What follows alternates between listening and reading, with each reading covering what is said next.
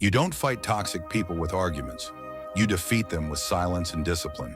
Here are 9 ways to win without saying a word. 1. Master your face. Toxic people feed off your reactions. Don't give them a drop. 2. Leave them on red. No reply, no attention. Silence says more than paragraphs. 3. Show up calm, unbothered. Nothing breaks them more than your peace.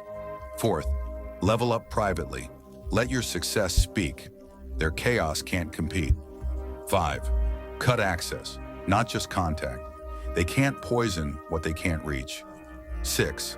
Win in silence. Toxic people hate what they can't measure or gossip about. 7. Enforce boundaries. No explaining, no arguing, just distance.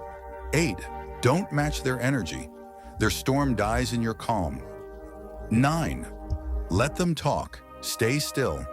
The louder they get, the more power you gain. Toxic people don't fear confrontation. They fear your calm, your silence, and your growth. That's how you win. Which of these 9 hit the hardest for you? Drop the number in the comments and protect your peace. Follow Wisdom Echoes for Stoic lessons.